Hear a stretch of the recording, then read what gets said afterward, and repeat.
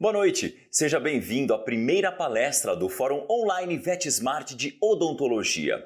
Eu sou o Thiago De Rogatis e hoje nós vamos transmitir a palestra Estomatites Crônicas e Reabsorções Dentárias em Gatos. Essa transmissão tem o patrocínio da Boehringer Ingelheim.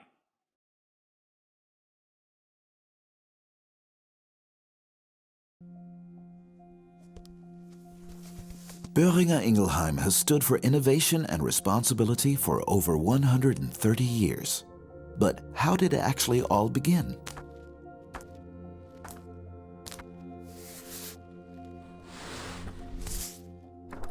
On July 31st, 1885, Albert Boehringer purchases a small tartar factory in Ingelheim in southwest Germany.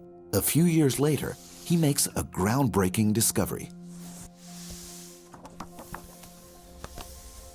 Thanks to his innovative spirit, he finds a way of producing lactic acid in industrially relevant volumes using biotechnology, thereby making a lasting change to the market. Soon after, Albert Boehringer develops another pioneering business area. His company extracts alkaloids in order to supply them to pharmacies and the budding pharmaceutical industry. Based on these plant-derived active substances, he puts the first of his own drugs on the market, laying the foundation of today's core business. The next 2 decades are characterized by growth. New medications are launched for different indication areas, and new sites are built up. These include Biberach in Germany's Upper Swabia, today still the company's largest research site worldwide. From 1948, Boehringer Ingelheim enters new territory and establishes its first subsidiary outside Germany. Many more follow. The company employs about 50,000 people worldwide by 2017.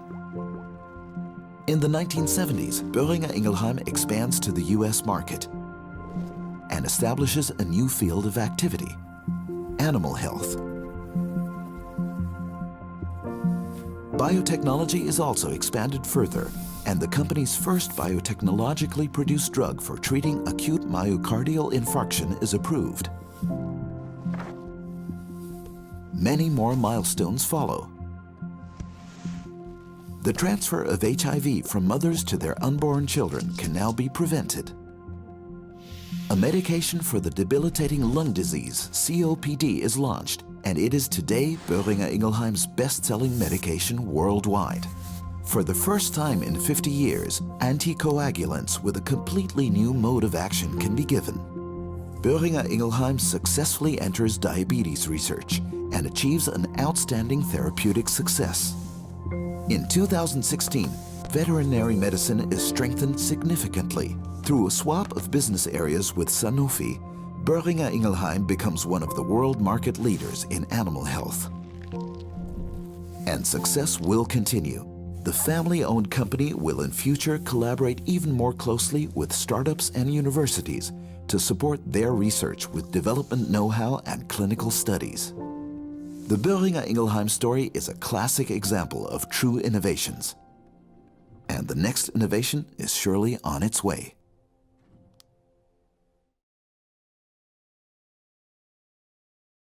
A palestra de hoje será ministrada pelo médico veterinário Daniel Ferro.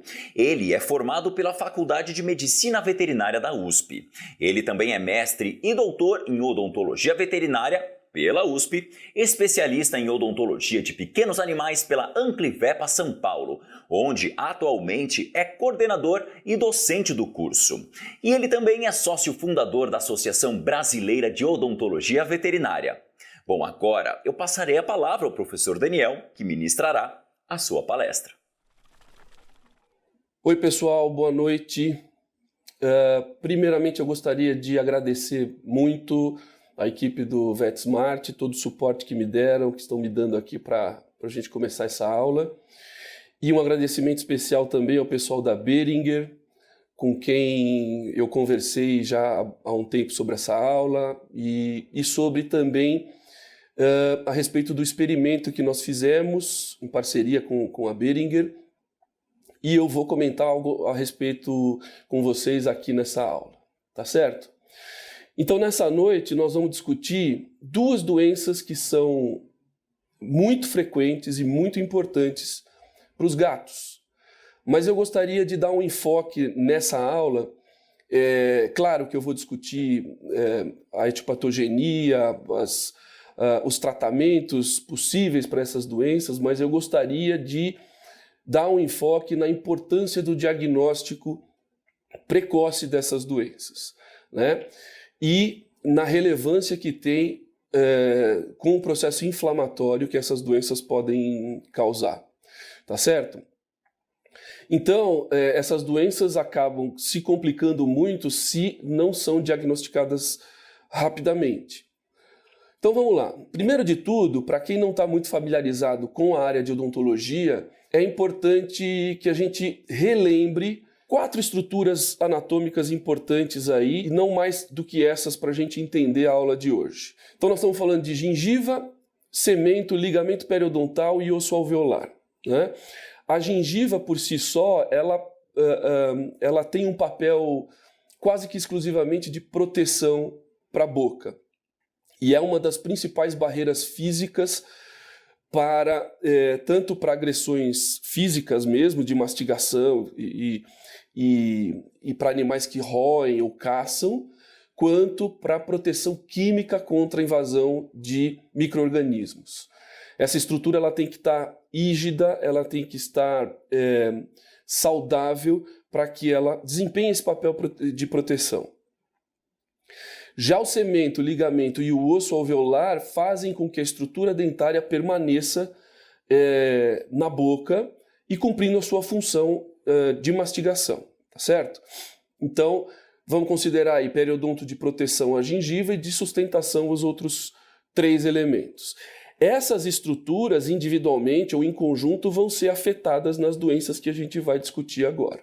Rapidamente, é importante a gente destacar a relevância que tem a radiografia intraoral para o diagnóstico dessas doenças. É claro que vocês vão ver que boa parte desse diagnóstico é feito clinicamente. É possível o clínico geral ou mesmo o dentista veterinário diagnosticar ou chegar muito próximo do diagnóstico dessas doenças dentro do consultório, simplesmente fazendo uma avaliação física dessa boca. Mas o diagnóstico final e a diferenciação de alguns quadros que a gente vai ver se faz através da radiografia intraoral. A radiografia intraoral ela é capaz de magnificar cada um dos dentes, individualizar esses dentes e dar para a gente uma ideia de estrutura, principalmente daquelas 3 estruturas de sustentação do dente, especialmente o osso alveolar e o próprio dente em si.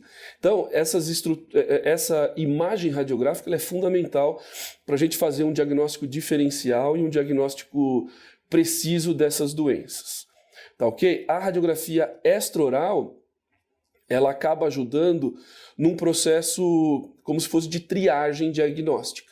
Então ela te dá uma ideia inicial de que pode estar havendo um problema, mas o diagnóstico definitivo tem que ser feito através da radiografia intraoral. Isso vale para grande parte das afecções odontológicas dos animais. Destacando alguns detalhes antes da gente entrar exatamente nas doenças, é importante a gente lembrar, e isso já foi dito em aula anterior aqui nesse fórum de odonto, que a halitose é um fator importantíssimo de distúrbio na boca. A halitose, por si só, ela não existe fisiologicamente, não existe um animal ou um ser humano ou um ser com dentes que tem halitose fisiológica. Isso não é natural. Quando a gente fala em halitose, nós não estamos falando de odor pós-alimentação ou o odor patológico de distúrbios gástricos. Esses distúrbios gástricos que causam halitose são raros nos animais. Na grande maioria das vezes, o odor na boca ele advém de problemas graves na estrutura dentária, especialmente relacionados à infecção oral.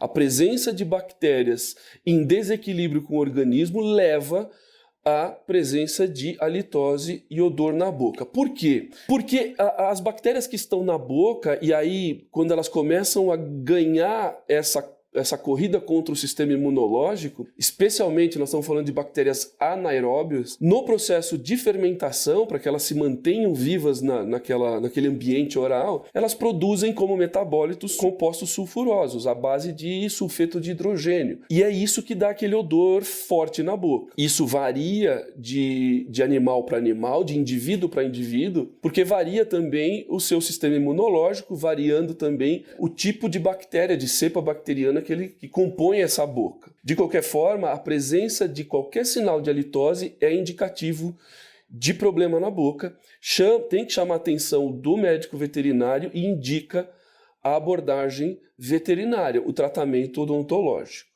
Outro aspecto importante que merece destaque aqui é a presença do cálculo na boca dos animais. O cálculo, quando eu me refiro ao cálculo, eu estou me referindo ao tártaro, que nada mais é do que a calcificação, a mineralização da placa bacteriana que vem se formando ao longo da vida desse paciente.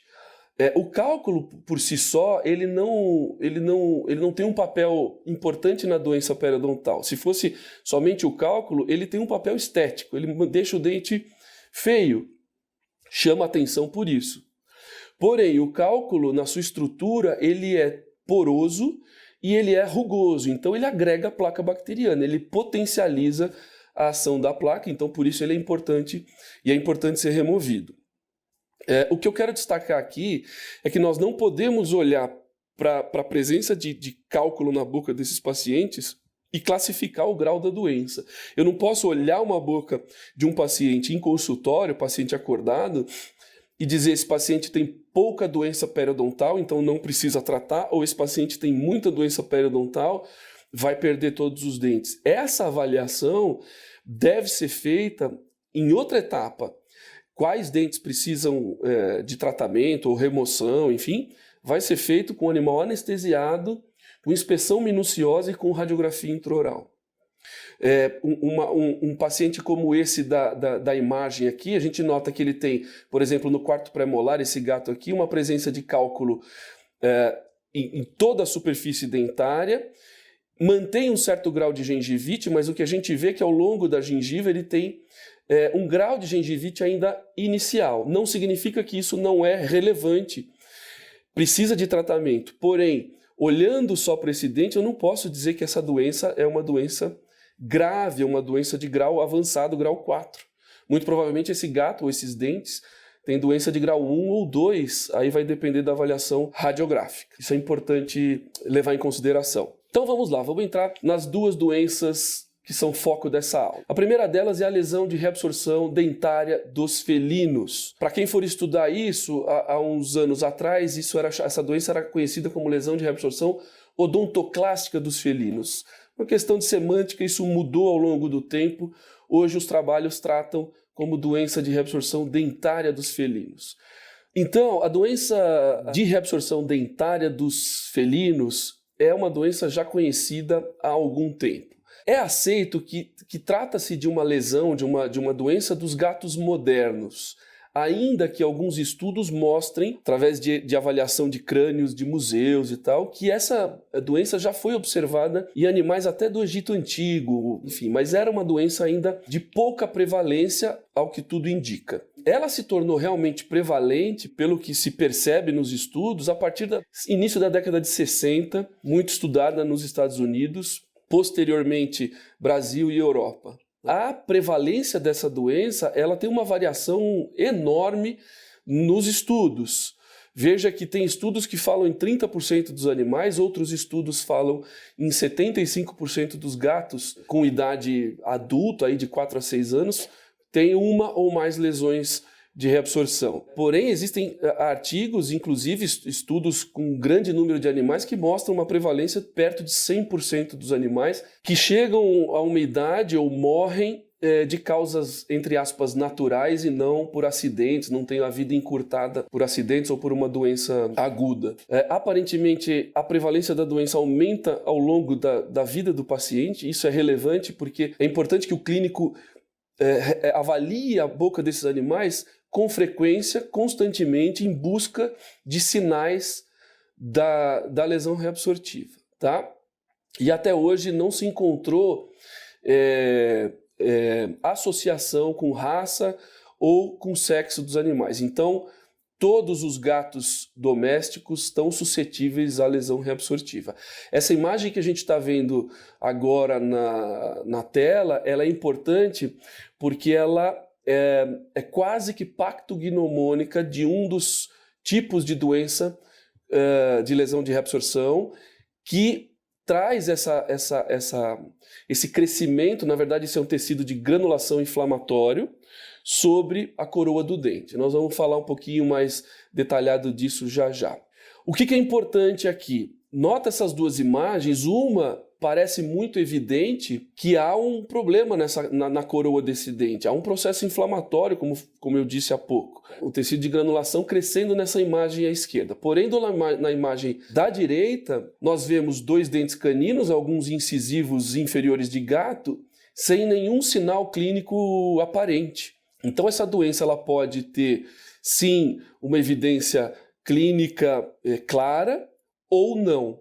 Vamos diferenciar, existem pelo menos duas classificações importantes da lesão de reabsorção. Eu vou mostrar essa classificação, que é a classificação radiográfica, e ela é bem fácil de entender e fácil do clínico ou do odontólogo aplicar isso no dia a dia. Lembre-se que é uma classificação que depende da radiografia intraoral para ser classificada. Então a lesão do tipo 1 é uma lesão que por si só é uma lesão muito dolorosa, é um quadro inflamatório, por isso que leva a dor, e ela é considerada aquela lesão clássica no colo do dente. O que é o colo do dente? É aquela margem do dente muito próxima da gengiva, né? É aquela lesão a qual a gente enxerga simplesmente olhando para o dente. Você vai ver algum sinal ali na coroa do dente, porque é a porção do dente que está aparente na boca. Então ela emerge na linha cervical, como ela está dentro da boca, ela está sempre em contato com bactérias e, por consequência, desenvolve um tecido inflamatório de granulação, e a partir daí ela tem um potencial doloroso bastante grande. É uma das doenças que causam uma das dores mais agudas nesse paciente. Por consequência de todo esse processo, o que esse dente sofre nada mais é do que uma erosão, uma reabsorção de caráter inflamatório, tá certo? Então a gente vai ver aqui algumas imagens, por exemplo, esse molar inferior de gato, que deveria ter uma coroa aqui, ó. A gente deveria estar vendo aqui o dente, a estrutura dentária em toda essa região aqui. Porém, essa estrutura está coberta por um tecido inflamatório, e se a gente remover esse tecido inflamatório, o que a gente vai observar aí embaixo é uma enorme erosão, a perda do dente. Houve um tempo em que essa doença ela era classificada como cárie dos felinos ou a cárie dos gatos. E isso não é verdadeiro, porque esse processo não acontece como a cárie nas pessoas, mas o efeito dela é muito semelhante por conta da erosão. O fato é que esse paciente, com uma erosão como essa daí, nesses dois dentes, nesse caso já foi removido o tecido inflamatório dessa região e a gente está vendo só o processo erosivo na coroa. Esse é um paciente que tem dor ao tentar se alimentar, às vezes só se lambendo. Então são quadros em que a gente observa ou que a gente ouve do tutor o relato de que esse paciente vai até o pote de alimentação, tem fome, mostra interesse, tenta comer, mas ele grita, ele mia alto. Alguns animais correm do prato e alguns animais passam a tremer a boca num efeito como se fosse um trismo dentário. Ele bate os dentes, que é um dos efeitos, um dos sinais que mostram dor na boca dos gatos. Então, o que é importante diferenciar? Esse gato mostra interesse pelo alimento, ele tem fome, ele vai atrás da comida. É diferente de um gato que fica deitado, que não se aproxima do pote. É um gato que muito provavelmente está inapetente, tem algum distúrbio sistêmico que não causa interesse e ele perde o apetite pelo alimento. Tá certo? Então nós estamos tratando ainda do tipo 1 da lesão de reabsorção. Outro exemplo, essa lesão que ela parece nem tão inflamada assim. A seta está mostrando como se fosse uma gengiva crescendo sobre a lesão. O que importa aí é que você vê uma imagem que não é comum, esse ponto de gengiva sobre a coroa do dente. embaixo dessa gengiva existe tecido de granulação também inflamatório e esse animal tem dor. Essa erosão ela vai destruindo a coroa, ela atinge a polpa dentária, esse dente morre, mas esse é um processo que durante toda a evolução dele leva a uma dor muito intensa. Esse animal tem potencial sim para hiporexia e até para anorexia. Tá certo? O que a gente tem que lembrar é que comer ou não, muitas vezes não significa ausência ou presença de dor. O que isso significa? Significa que o animal que está comendo, não necessariamente ele não tem dor na boca. Por quê? Porque nós estamos falando de animais domésticos, e o animal doméstico, seja cão ou seja gato, ele não usa a boca para se alimentar. Ele pouco mastiga o alimento, não importa se é ração, alimento natural ou alimento pastoso. Se você ouve um paciente mastigando grãos de ração, tenha certeza que ele está mastigando menos de 10% daquilo que ele está engolindo. Então o animal doméstico não precisa de dentes para se alimentar. Significa que ele consegue sim sobreviver mesmo com dor na boca, com algum limite. Então a lesão de reabsorção ela tem um potencial de causar uma dor tão intensa que ele não consegue nem se lamber. Então aí a gente pode observar um quadro de dor enfim, hiporexia. Mas isso não é frequente, a gente não pode levar só em consideração o fato de estar se alimentando, tá certo? Essa lesão anterior, essa imagem anterior, quando a gente remove aquela gengiva, a gente vai ver exatamente essa erosão, um dente absolutamente destruído, tá certo? Em toda a sua estrutura. Radiograficamente, o que a gente observa na lesão do tipo 1 é que aquela estrutura de sustentação que a gente discutiu no começo, e aqui a gente está observando na raiz desse dente aqui, desse terceiro premolar, a gente está vendo que a raiz dele é uma estrutura íntegra. Existe até uma imagem radiolucente aqui muito estreita, de 1 milímetro, que é o espaço do ligamento periodontal. E está preservado nas duas raízes desse dente. Porém, o que acontece? A hora que esse dente emerge da linha óssea, há uma tremenda reabsorção na região da furca e na estrutura dessa raiz. O mesmo se repete no quarto pré-molar e no molar. Então, mas se você observar, todas as raízes estão íntegras. Então, radiograficamente, essa é a característica principal da lesão do tipo 1 reabsortiva. A raiz preservada, a estrutura de sustentação preservada, porém a coroa acometida por erosão. Nessa linha, o que nós vamos observar? A lesão do tipo 2, a classificação tipo 2, inverte o processo. Nós vamos observar que a coroa, aquela parte clinicamente visível na boca do animal, ela está preservada. Mas se a gente for radiografar, nós vamos ver uma reabsorção, uma destruição e uma alteração na estrutura ligamentar, óssea e dentária ao nível da raiz do dente. O que se acredita é que essa lesão, quando classificada do tipo 2, é uma destruição não inflamatória, ela não tem envolvimento bacteriano.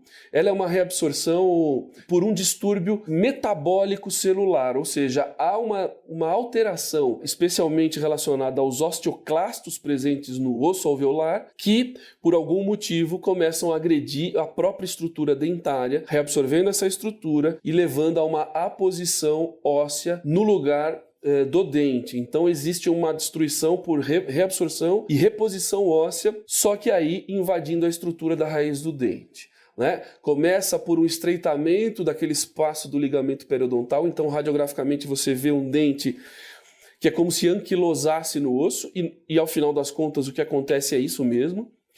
Esse ligamento acaba por desaparecer, a raiz se funde ao osso, ela literalmente anquilosa e começa a ser reabsorvida ao longo do processo, né?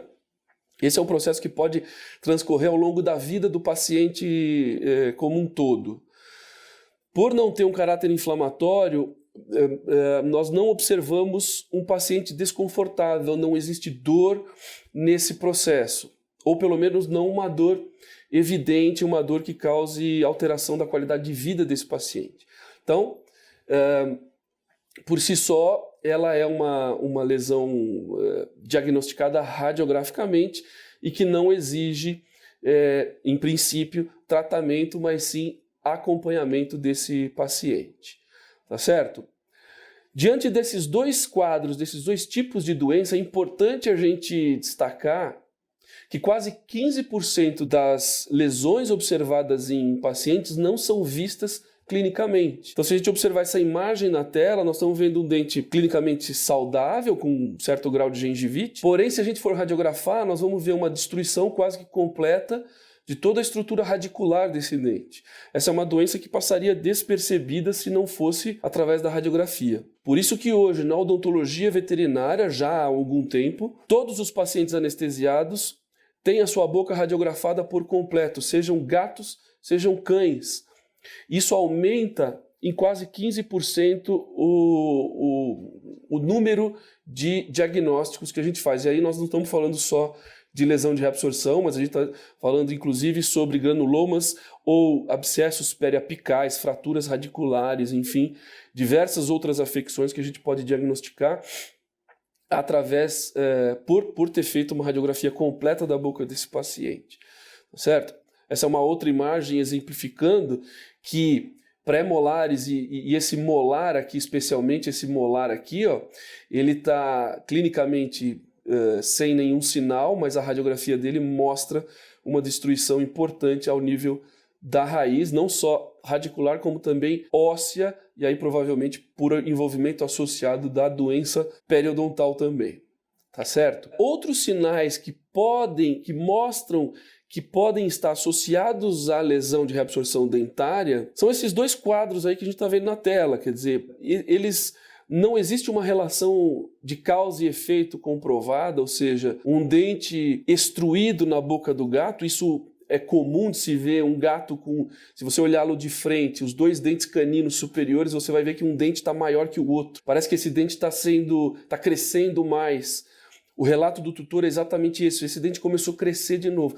Na verdade, esse dente está sendo expulso do alvéolo, está sendo extruído. Parece que existe uma relação com animais com maior chance de terem lesão de reabsorção e que apresentam essa extrusão. Existe uma hipersementose, uma produção exagerada de cemento ao redor dessa raiz que acaba por expulsar esse dente. Não é uma lesão dolorosa, não é um quadro que exija um tratamento específico, a não ser o tratamento de alisamento radicular sobre essa raiz exposta que está aqui. Ó. Essa é a linha cervical, onde a gengiva deveria estar posicionada, e essa é a raiz exposta. Então aqui nós fazemos um trabalho de raspagem vigorosa para que essa raiz fique lisa e diminua a aderência de placa bacteriana aí. Mas chama atenção porque é um paciente que, se não tem, pode eventualmente vir a ter lesão de reabsorção dentária. O mesmo vale para essa imagem da direita, que a gente chama de exostose. É um processo benigno, mas que é frequentemente observado ao redor da gengiva ou em toda a gengiva, especialmente de dentes caninos superiores de gatos. Nesse caso dessa imagem, o dente canino caiu ou foi removido, mas isso não é uma regra. O dente poderia estar ali, poderia estar rígido, mas o que se vê é como se fosse um processo tumoral, um aumento de volume nessa gengiva ao redor do dente canino. Ao toque, ele tem uma consistência muito firme porque é osso que está expandindo, mas esse processo não é neoplásico. Então, se isso não provoca nenhum desconforto para esse paciente e nem para o tutor em termos estéticos, não é necessário fazer nada. A única coisa é que chama atenção porque ele é um animal que pode ter lesão reabsortiva. Tá certo? Quando nós associamos os dois quadros que nós conversamos agora, tipo 1 e tipo 2, no mesmo dente, nós vamos encontrar a classificação do tipo 3, que é aquele dente, e isso é talvez o mais comum que se observe, é o dente que tem a lesão tanto na raiz quanto na coroa do dente. Né? Ainda não se sabe se a lesão do tipo 1 pode evoluir para tipo 2, se a lesão do tipo 2 pode emergir e evoluir para tipo 1, ou se são coisas separadas e um dente vai desenvolver lesão do tipo 3 por si só. Também isso não importa muito na prática. O que importa é que esse dente com lesão do tipo 3, ele é um dente que tem raízes anquilosadas, de difícil extração, e também tem dor porque a lesão está na boca, está na coroa do dente, tem inflamação. É um quadro dos mais frequentes que a gente observa, né? Como essa imagem aí, com esse pré-molar na esquerda, quase que coberto por gengiva, e na imagem radiográfica um dente que é conhecido no meio odontológico como dente fantasma, um dente que está em desaparecimento. A gente passa a simplesmente não enxergar mais nem a estrutura que se refere à raiz do dente, está tudo perdido aqui, né? Meio que se misturou com a imagem radiográfica do osso alveolar. O tratamento para essa doença, enfim, para tudo isso que a gente discutiu, é a extração individual de cada dente diagnosticado, né?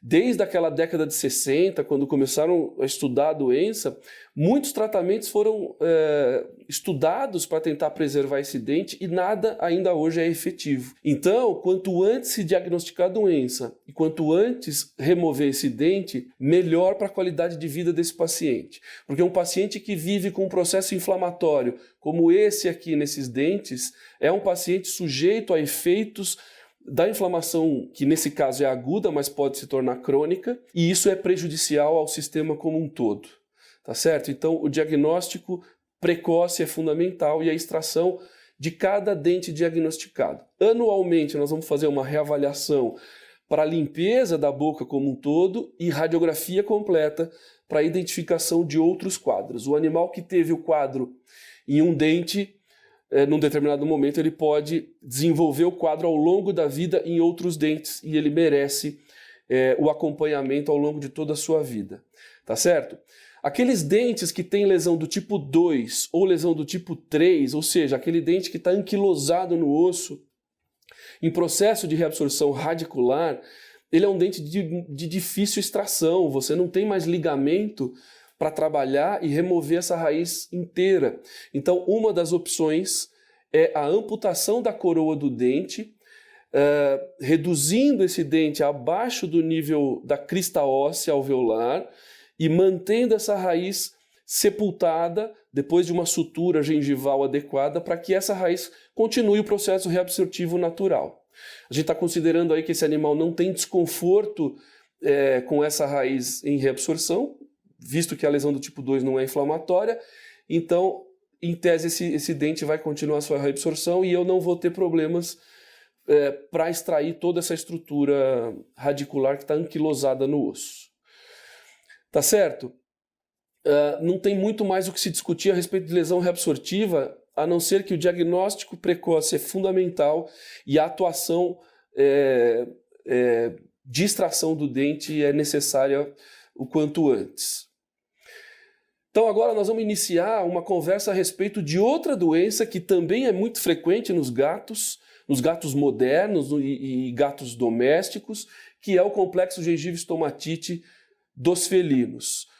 O nome é um nome comprido porque ele envolve vários tecidos da boca, ele pode simplesmente agredir quase que todo o tecido mole da boca do gato, né? Gengivite porque ele causa inflamação gengival, estomatite porque ele acomete toda a estrutura de mucosa oral desse paciente e faringite também porque alguns quadros graves podem atingir o esôfago desse paciente. É uma lesão inflamatória de cunho crônico, em geral são pacientes que convivem com essa doença por muito tempo e nós vamos discutir o quanto isso é deletério para a saúde dele. A região das fauces, que é o arco glossopalatino do gato, a gente está observando aqui no fundo da boca, né, ao lado e paralelo à orofaringe aqui nessa região, mas são porções da boca do gato que frequentemente são acometidos também. É importante o clínico observar essa lesão porque ela é indicativa de prognóstico também. Animais com lesão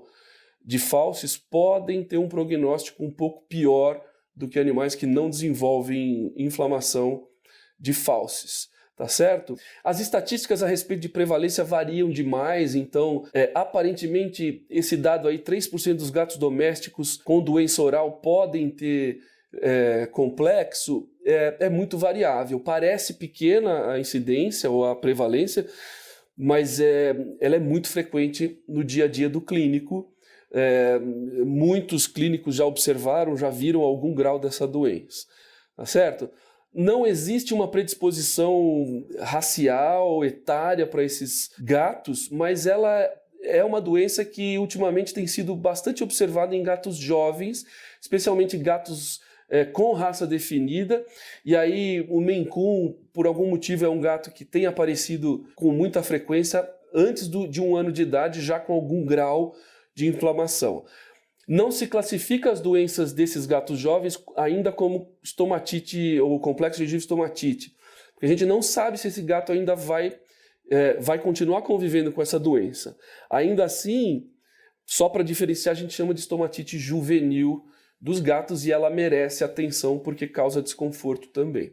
É uma doença de muito difícil tratamento e o que, em geral, o que a gente consegue é o controle da doença, e isso tem que ficar muito claro para os tutores para que a gente consiga modular a expectativa deles em relação a essa doença. Mais do que na lesão de reabsorção dentária, o complexo exige um diagnóstico precoce e uma atuação muito cedo. Nós vamos discutir isso, tá certo? Essa imagem mostra um paciente com lesão em praticamente toda a mucosa da boca, né? Orofaringe com um certo enantema, aqui um eritema de mucosa, fauces bastante inflamadas, mas o que é importante destacar?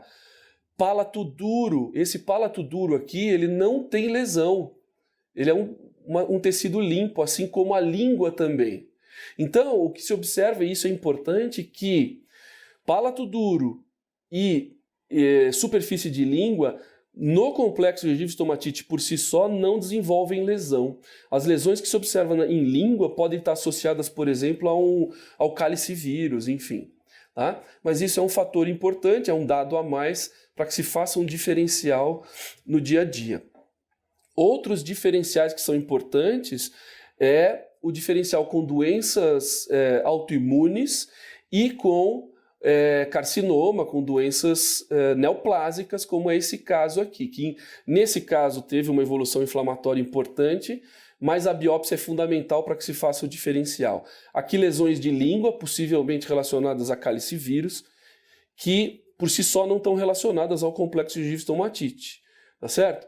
Nesse caso é importante que se faça biópsia histopatológica dessas lesões, a gente vai discutir já já a respeito. Muito do que se pergunta e do que se discute, principalmente entre os clínicos, é se há ou não uma associação, especialmente com doenças virais. Isso é muito estudado há algumas décadas, quais as causas do complexo gengiva estomatite. E assim como a lesão de reabsorção dentária, nós não conseguimos ainda chegar a fundo na etiopatogenia dessa doença. Nós não sabemos exatamente por que alguns animais desenvolvem uma inflamação tão exacerbada na boca. Mas alguns fatores de associação já foram estudados, já são comprovados. Então, é muito frequente que animais positivos para imunodeficiência podem desenvolver estomatites e gengivites. Então, dados aí que dizem que 80% desses gatos têm um potencial para desenvolver estomatite e gengivite. Isso provavelmente tem a ver com modulação do sistema imunológico desse paciente. Existem trabalhos mais recentes que mostram que perto de 100% dos gatos que têm a lesão em fauce, lembra aquela lesão na região do fundo da boca, ali no arco glossopalatino, perto de 100% desses gatos têm calicivírus atuante também. Então, são gatos que exigem um cuidado a mais. A gente vai sempre olhar esses dados que chegam perto de 100% com cautela. O que a gente tem que levar em consideração é que é muito frequente mesmo. Quando você vira um gato com faucite, pense também que ele pode ter um calicivírus associado. Em quadros de gengivite e estomatite, aí é uma outra leitura a respeito do calicivírus, que animais que têm gengivite e estomatite, perto de 20% a 30% desses casos também têm calicivírus, então é muito prevalente a associação dessas afecções. Na prática, o que isso importa? Importa que o sistema imunológico desse paciente está sendo ainda mais comprometido, agredido, por ter associação de virose com um processo inflamatório crônico tão evidente. Outro dado importante é que a relação do calicivírus com essas estomatites ela é bastante evidente e muito mais forte quando está associada a alguma outra virose, como a imunodeficiência, a leucemia ou até o herpes vírus. Na prática, é importante que a gente, quando vai estabelecer um diagnóstico desse tipo, a gente faça os testes para ver se esse animal é positivo para alguma virose, para a gente estabelecer um prognóstico mais preciso e modular novamente a expectativa daquele tutor em relação ao sucesso do tratamento desse paciente. Na prática, é isso que interessa diante de todos esses fatores de associação aí, tá certo? Os quadros variam muito, alguns quadros mostram uma localização do processo inflamatório de um lado só da boca, outros quadros provocam uma hiperplasia de tecido tão exacerbada que pode até obstruir a deglutição desse paciente, e aí exige uma intervenção cirúrgica de remoção desse tecido também, mas o que é importante destacar aqui é a dor. Esse paciente, se ele não inicia com dor, ele vai desenvolver um processo doloroso em algum momento da doença. E é uma dor que ela tem um caráter crescente, ela aumenta na sua intensidade, e esse é um paciente que acaba convivendo, se não tratado, por muito tempo com inflamação crônica, e essa dor pode atingir até um caráter crônico, e acredita-se que em algum momento um caráter neuropático dessa dor. E aí o prognóstico piora muito se a gente permitir que esse paciente permaneça inflamado por tanto tempo. Eu citei o dado da biópsia como importante para o diferencial. Na verdade, o que a gente observa no histopatológico não é um diagnóstico definitivo a respeito do complexo gengiva-estomatite, mas dados e pistas que levam a crer que aquela lesão é realmente uma lesão de inflamação crônica, inespecífica, e que, especialmente, que diferencia, elimina a possibilidade de ter a ver com doença autoimune ou com neoplasia. Então, o que a gente vai observar nesse slide aí são alguns dados que se observam nos laudos histopatológicos de inflamação crônica, hiperplasia epitelial, e um dado fundamental é o infiltrado epitelial ou subepitelial linfoplasmocitário. Esse dado é importante para a gente quase que fechar o diagnóstico de complexo gengiva-estomatite. Tá certo? Então, a biópsia ela não é essencial para o diagnóstico, mas ela é essencial para o diferencial ou diagnóstico diferencial da doença. Como tratamento, nós estamos diante de um paciente que tem, além de inflamação crônica, ele tem muita dor. E eu citei há pouco que é uma doença que a gente também não sabe quase nada a respeito das causas ou da etiopatogenia. Só que o que nós sabemos é que esse paciente, por algum motivo, ele é um paciente muito sensível à placa bacteriana, diferente de outros gatos que convivem com placa com algum grau de doença. Então o que a gente precisa fazer é minimizar a quantidade de antígeno na boca, eliminando placa bacteriana. Fazendo isso, a gente controla a microbiota da boca e faz um controle da inflamação e também associado ou não à imunomodulação desse paciente, tá certo? São 3 pontos fundamentais como base do tratamento dessa doença. O tratamento, dependendo do grau da doença, então animais muito jovens que começaram agora a desenvolver o processo, podem iniciar com uma profilaxia oral, uma limpeza, a famosa limpeza de tártaro, a remoção de placa, polimento, e a instituição da higiene oral em casa, através da escovação. Se esse paciente ainda não tem um quadro de dor muito evidente, é possível que a gente ensine o tutor a tratar essa boca escovando, mantendo esse animal livre de placa, e a gente consegue possivelmente um controle da evolução da doença. Não é uma opção muito fácil. Primeiro, porque alguns tutores não conseguem escovar, mas isso tem mudado ao longo do tempo. Segundo, que nem sempre a profilaxia ou a higiene em casa é tão eficaz e o animal pode continuar desenvolvendo a inflamação.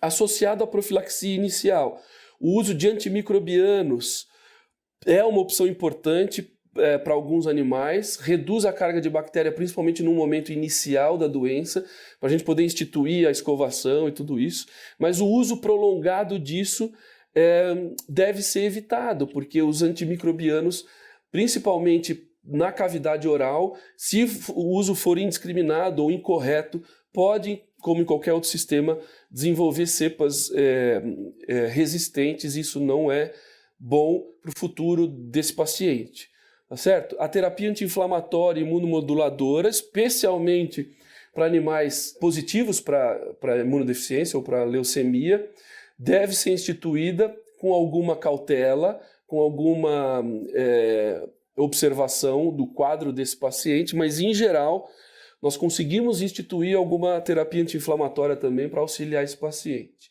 E, em última análise, como base do tratamento, é a extração parcial ou total dos dentes desse paciente. Em algum momento esse paciente, se ele não controlar, se não for possível controlar a doença através da escovação, esse paciente vai precisar extrair os dentes, tá certo? A instituição de outras terapias, especialmente terapias sistêmicas, sem a extração dos dentes, foi discutida durante muito tempo. Existem poucas alternativas, mas o problema é que muitas vezes as tentativas de tratamento sistêmico levam à cronificação do processo. Então, o insucesso desses tratamentos sistêmicos fazem com que esse animal conviva com a doença durante muitos anos, a doença se torna crônica, a inflamação e a dor crônicas, e aí o prognóstico piora muito. Então é necessário que se tome muito cuidado com as terapias que são instituídas, porque eu posso piorar muito o prognóstico desse paciente, tá certo? As exodontias, inicialmente, elas podem ser feitas distais aos dentes caninos desse paciente. Se esse paciente não tem lesões inflamatórias em caninos e incisivos, rostrais, a gente extrai pré-molares e molares. O que é importante nessas extrações é que elas sejam feitas de forma minuciosa. São extrações que não podem permitir a presença de fragmento de raiz, como na imagem aí, que a gente está vendo uma imagem onde tem a presença de um fragmento de raiz nesse alvéolo aqui, ó. Né? Isso serve como estímulo para a manutenção do processo inflamatório. Então, essas extrações são feitas de forma muito criteriosa e removendo, inclusive, resto de ligamento periodontal de cada um dos alvéolos que foram abordados. Tá certo? Toda a mucosa ao redor que foi trabalhada merece um tratamento, uma limpeza com solução fisiológica, para que não fiquem aderidas ali fragmentos de coroa dentária ou de raiz dentária. Então, feito isso, após essas extrações, uma sutura interrompida com fio absorvível, mono ou polifilamentoso, não importa, e a sutura desse tecido para que esse paciente venha a cicatrizar essas lesões no prazo aí de 15 dias, tá certo? Essa é uma das imagens possíveis para o pós-operatório final de um paciente como esse. É óbvio que esse é um paciente que ainda está sob efeito doloroso, não só pelo processo que ele vivia, mas também pela abordagem cirúrgica. Então, é um paciente que no transcirúrgico merece o bloqueio loco-regional tanto da mandíbula quanto da maxila, através de infiltração com lidocaína ou com bupivacaína, fazendo um bloqueio de toda essa estrutura, porque isso dá um conforto, inclusive, no pós-operatório desse paciente. Então, a gente tem uma imagem aí da maxila, né, os dentes superiores e a mandíbula na porção inferior da boca, pós-cirúrgico imediato desse paciente. Importante naquela questão de modular a expectativa do cliente, do tutor, é que a dor do paciente, a resolução da dor precede a resolução do enantema, do eritema da mucosa. Então, o que se observa, por exemplo, nesse paciente 8 meses após as extrações, é que a gente ainda observa uma coloração avermelhada, especialmente na banda gengival desse paciente. Isso é esperado, muitos pacientes permanecem por meses com a boca avermelhada, apesar de ter um quadro de dor ausente, ou seja, um animal que está vivendo com uma qualidade de vida muito boa, mas ele mantém um aspecto de inflamação na boca. Não se sabe exatamente por que isso acontece, mas é importante que o tutor tenha ciência disso.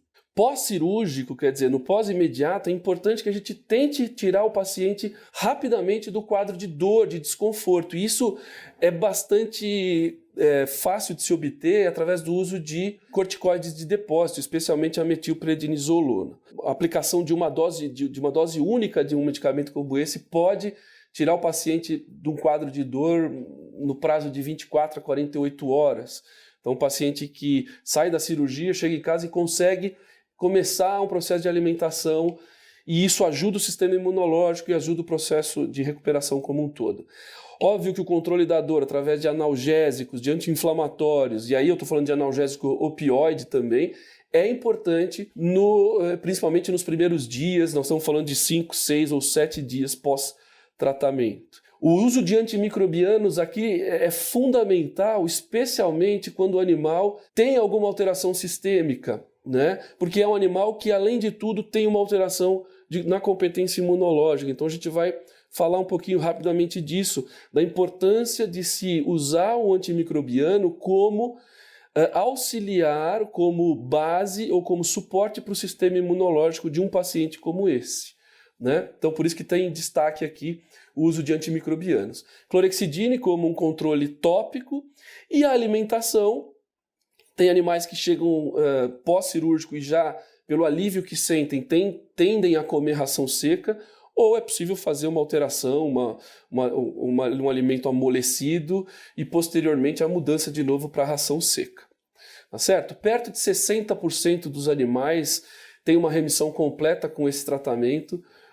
Outros 20%, esses dados variam na literatura, isso é normal, mas 20% dos animais mantêm uma inflamação residual, com pouca dor ou sem dor.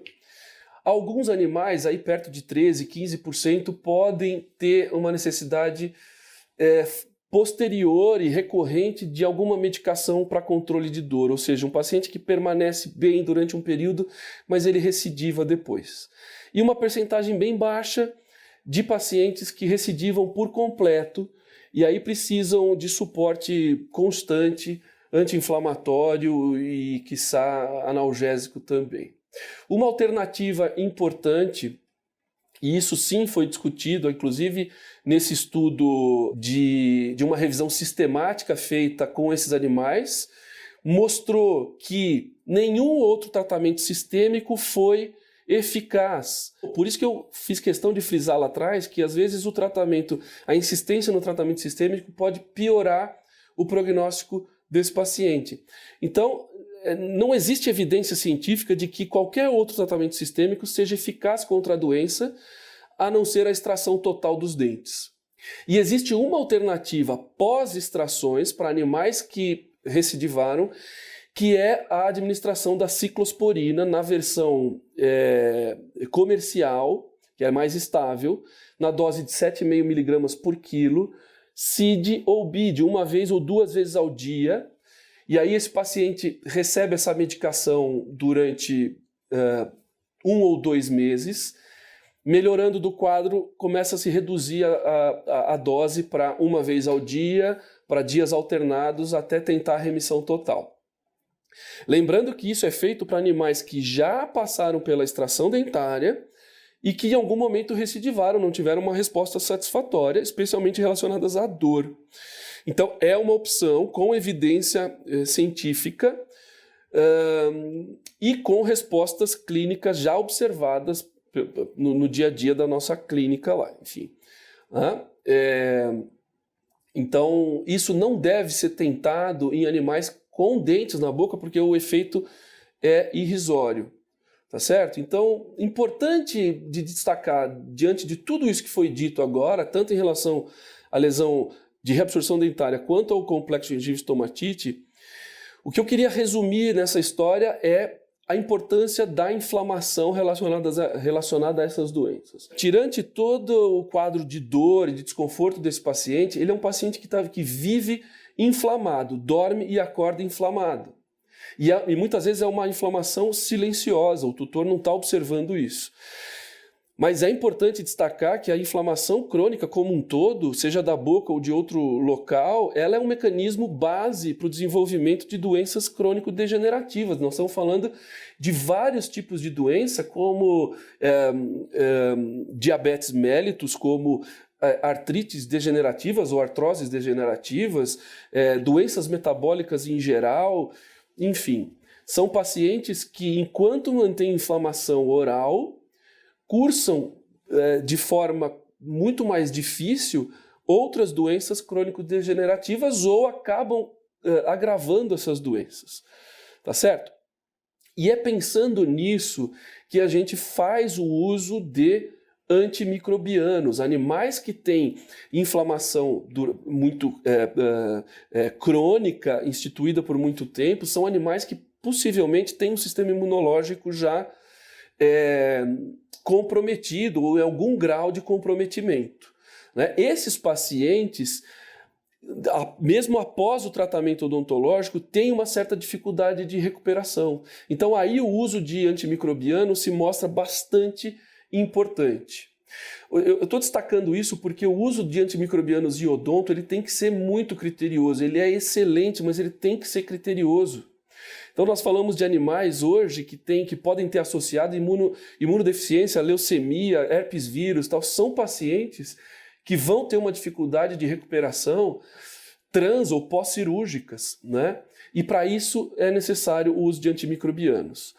Então estou destacando aqui um experimento que nós fizemos em parceria com a Boehringer para revalidar alguns efeitos que já são conhecidos de um medicamento que é o Estomorgil, uma associação de um antimicrobiano de amplo espectro com um antimicrobiano que tem uma eficácia bastante importante contra gram-negativos e bactérias anaeróbias, né? Eu estou destacando aqui o experimento feito em gatos, mas o mesmo experimento exatamente foi feito em cães também, né?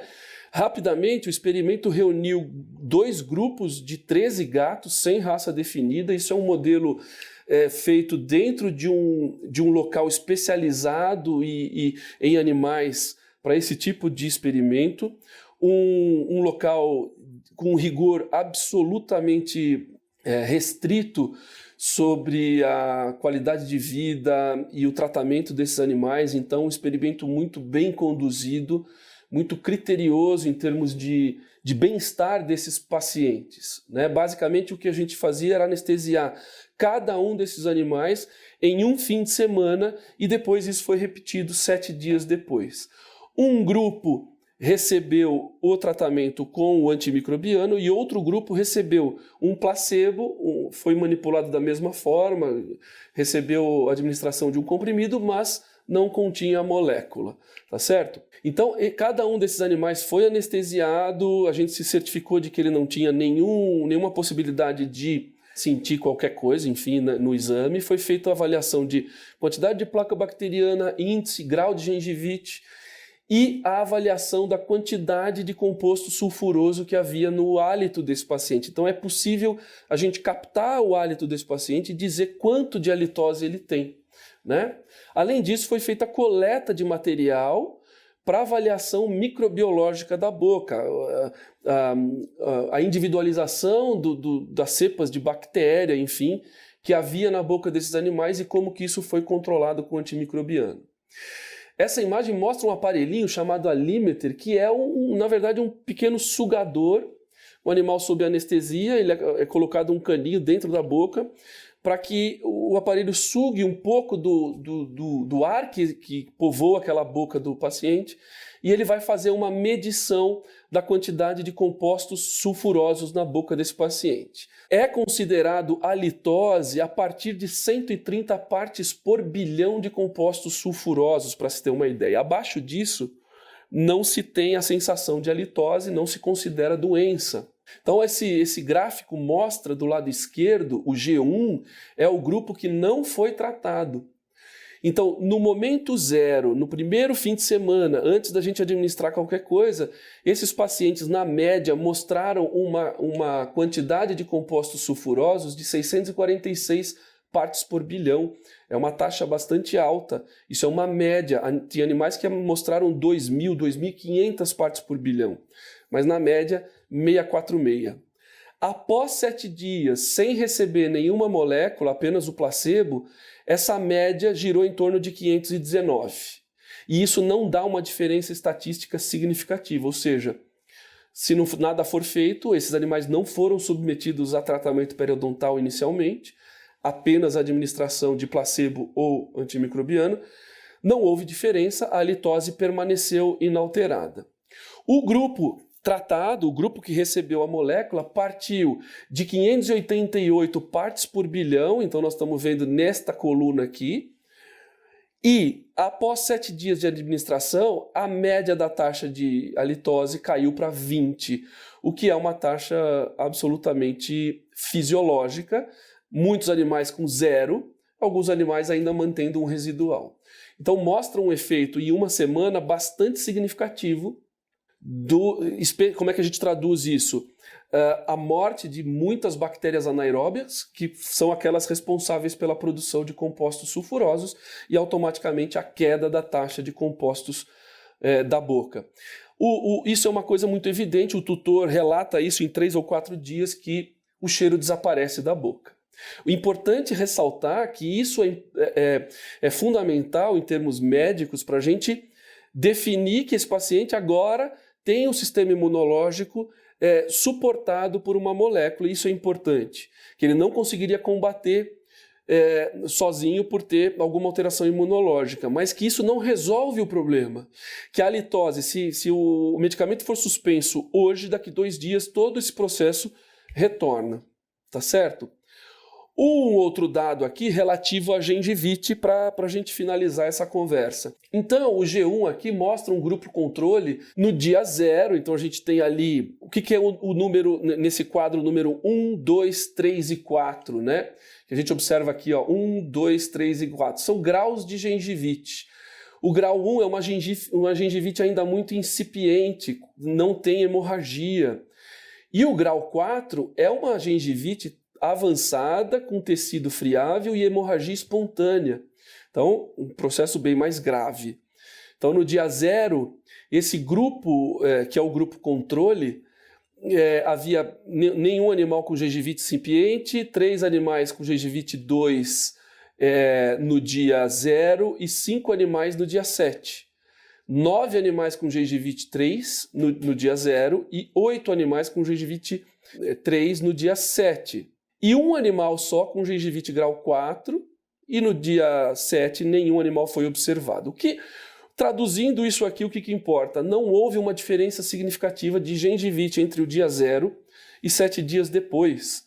Isso, depois de todas as análises estatísticas, se mostrou sem nenhuma diferença estatística.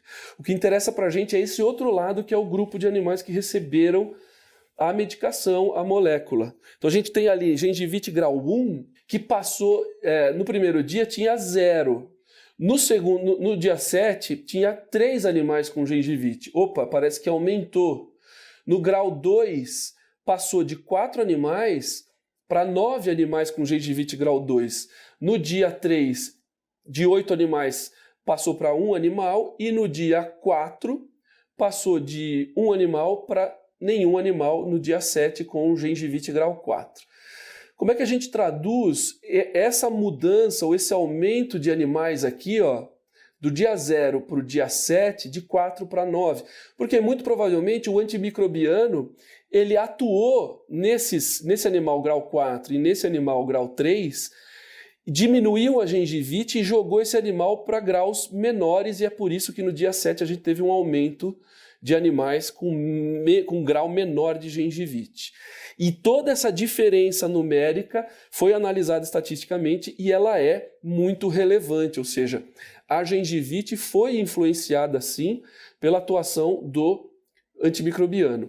Em suma, repetindo, na prática o que isso importa? Você diminui a inflamação de um paciente que convive com inflamação há muito tempo. Então é um paciente que vem trabalhando, convivendo com gengivite, e ele tem um sistema imunológico hoje não muito atuante competente. Nesse momento, o antimicrobiano é fundamental para ajudar no reequilíbrio, no restabelecimento do equilíbrio entre o animal, que é o hospedeiro, e o parasita, que são as bactérias da boca, né? Então, nesse sentido, o experimento mostrou uma eficácia bastante relevante no prazo de 7 dias somente. Isso é bastante importante. E aí foi feito todo um estudo bacteriológico e foram observadas bactérias bastante patogênicas, como os bacteroides, porfiromonas, que são muito frequentes na boca das pessoas e dos animais. Aí tem algumas espécies específicas, mas outras espécies foram observadas também. E a Prevotella, que é amplamente estudada na boca dos nossos pacientes, dos animais, como também causador importante da doença periodontal e da inflamação crônica nesses animais. A molécula que a gente estudou, ela atuou de forma significativa em todas essas bactérias observadas, tá certo? E em resumo dessa história toda é que um antibiótico, ele não trata por si só nenhuma doença da boca, principalmente a doença periodontal, mas ele é um excelente auxiliar adjuvante para o tratamento profissional, ou seja, quando eu vou atuar para limpar aquela boca daquele paciente, eu preciso, se esse paciente não é imunocompetente, eu preciso do auxílio de um antibiótico, antes, talvez durante e depois. Como é que se usa isso? Você pode usar como praxe clássico, 3, 4 dias antes do tratamento para estabilizar a quantidade de bactérias da boca e mantendo isso até completar 7 a 10 dias pós-cirúrgico, podendo chegar até 15 dias se necessário, tá certo? Havendo necessidade, se não foi possível fazer antes, que se faça a administração transcirúrgica de uma outra molécula passível de se fazer endovenosa, enfim, tá certo? O que importa é que a gente saiba em que momento usar essa molécula dessa maneira, ok? Apresentando para vocês rapidamente só o nosso portal do Odontovet, que é uma clínica especializada em odontologia veterinária, a primeira clínica especializada criada no Brasil em 1994 e a segunda clínica especializada do mundo. Então, desde 94 se faz odontologia lá dentro, tá certo? A gente tem um portal que não tem BR, ele termina em .com, tá certo? Lá tem diversas informações, tanto para colegas veterinários quanto para tutores que queiram alguma informação. E para quem tem interesse, quem quer estudar odontologia veterinária, nada melhor do que uma pós-graduação. Então, a Anclivepa, eu sou coordenador, junto com a doutora Vanessa, de um curso de especialização de 2 anos, que trata exclusivamente de odontologia de pequenos animais. E aí nós passamos por todas as áreas da odontologia. Nós temos hoje um grupo enorme de alunos, mais de 50 alunos, e esperamos vocês, quem quiser informações, entre em contato comigo ou diretamente no site da Anclivepa São Paulo. Bom, é isso, pessoal. Gostaria de agradecer novamente ao pessoal, a equipe toda do VetSmart e também a equipe da Boehringer pelo convite, por essa oportunidade. Um grande abraço a todos, obrigado pela atenção e até breve. Boa noite. Meu nome é Mariana Silva e eu sou promotora técnica da Boehringer Ingelheim. Primeiramente, eu gostaria de agradecer ao Dr. Professor Daniel Ferro pela excelente palestra e também ao VetSmart. Como o Dr. Professor Daniel apresentou em sua palestra, as afecções bucodentárias, elas são bastante subestimadas. Nós, da Boehringer, trazemos para vocês uma solução para auxiliar no tratamento das afecções bucodentárias de cães e gatos. E a gente vai falar um pouquinho a respeito do Istomorgil. O Istomorgil, ele é um antibiótico à base de espiramicina e metronidazol, e ele é indicado para o tratamento das afecções bucodentárias de cães e gatos, tais como as estomatites, gengivites, glossites, periodontites e piorreias. E aqui nós falamos um pouquinho das informações técnicas do produto, né? A espiramicina, então, ela é um antibiótico da classe dos macrolídicos que tem uma ação contra bactérias gram-positivas e gram-negativas. E o metronidazol, ele é um antibiótico da classe dos imidazólicos que tem uma ação contra micro-organismos anaeróbicos. Essa sinergia entre ambos os princípios ativos nos permite trabalhar com menores concentrações de ambos os princípios ativos, atingindo um amplo espectro de ação, atuando contra as principais bactérias envolvidas nas afecções bucodentárias de cães e gatos. Aqui apresentando um pouquinho para vocês de posologia. Então, o Istomorgil ele deve ser utilizado na dose de 75.000 unidades internacionais por quilo de espiramicina e 12,5 miligramas por quilo de metronidazol a cada 24 horas. Ou, então, de acordo com as apresentações, onde o Istomorgil 2 pode ser administrado um comprimido para cada 2 kg de peso vivo, uma vez ao dia. O Istomorgil 10 pode ser administrado um comprimido para cada 10 kg de peso vivo e o Istomorgil 20, um comprimido para cada 20 kg de peso vivo. Os comprimidos eles são sulcados e isso facilita bastante a dosificação e também vai atender a diversos tamanhos de animais. O fato do Istomorgil poder ser administrado a cada 24 horas facilita também a aderência do tratamento, tanto por parte do médico veterinário, que vai poder ficar tranquilo de que, de fato, o tutor ele está administrando o medicamento, e também pelo tutor. E é isso, eu gostaria muito de agradecer mais uma vez ao VetSmart e ao Dr. Daniel Ferro. Obrigada.